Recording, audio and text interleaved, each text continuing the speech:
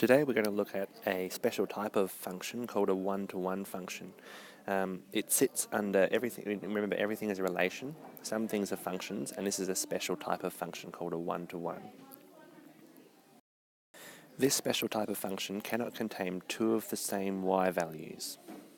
We're going to look at two sets of numbers here. You can see in the first set that we've got 1, 4, 2, 2, 3, 4, 4, 6, and this is this set here on the left, 1, 4, 2, 2, 3, 4, 1, 6, 4, 6, and in the right set on the right we've got 1, 4, 2, 3, 3, 2, 4, 1. Now as you can see, only the set on the left has got 2 points that have the same y value. This means that this one is not a one-to-one function, and this set on the right is a one-to-one function. You can see that this set on the right also is a diagonal line going straight down, so you can clearly see it's a linear function. Just like we can test for functions by doing a vertical line test, this one, because they cannot have the same y values, this type of function we can test for by doing a horizontal line test. If I can draw a line anywhere on the graph and it can go through 2 points, then it is not a one-to-one function.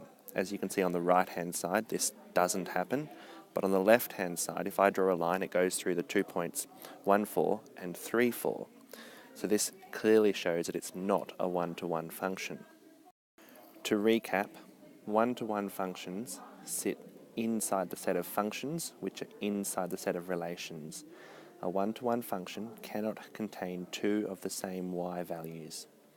The way to test for a one-to-one function is to do a horizontal line test. If it fails the horizontal line test, it is not a one-to-one function, but just a function. The next section we'll look at is implied domain of functions. Now this is the same, virtually, as the implied domain of relations. It's just dealing with functions specifically. You treat it exactly the same way. If a function has been given to you and there's no domain specified, we assume that it's the domain for which the function has meaning, which I will demonstrate with two different functions now.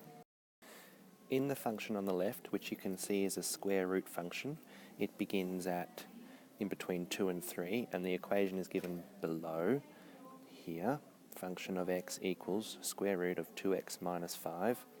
Where there's no domain specified, we can clearly see that it begins in between 2 and 3 and goes on to infinity. Okay, so the way to work out the implied domain is to work out that starting point, and that starting point is when y equals 0. As you can see from the calculations here, I've set y equal to 0 and solved using 3 or 4 steps to find out that x equals 5 over 2 at the starting point. If I convert that to a mixed number, I can work out that it's 2.5, which makes sense with the graph. This means then that the graph starts at 5 over 2 and stretches on to infinity. Therefore, its domain would be, in interval notation, would look like this.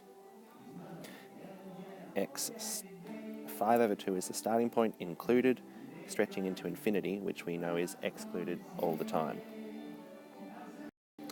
In the equation on the right, which is the function of x equals 1 over 2x minus 5, we can clearly see that this function is active for all x values except for the vertical asymptote, which is given by x equals 5 over 2.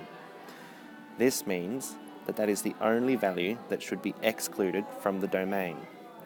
Therefore, the domain should be x is a subset of all real numbers excluding the asymptote of 5 over 2. Excuse the size, like that.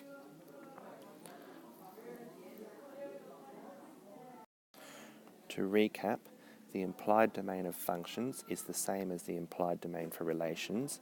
It just has to be all the x values that the function has meaning for or is active for. Clearly, this function begins here and doesn't go to the left, and this function clearly doesn't have a valid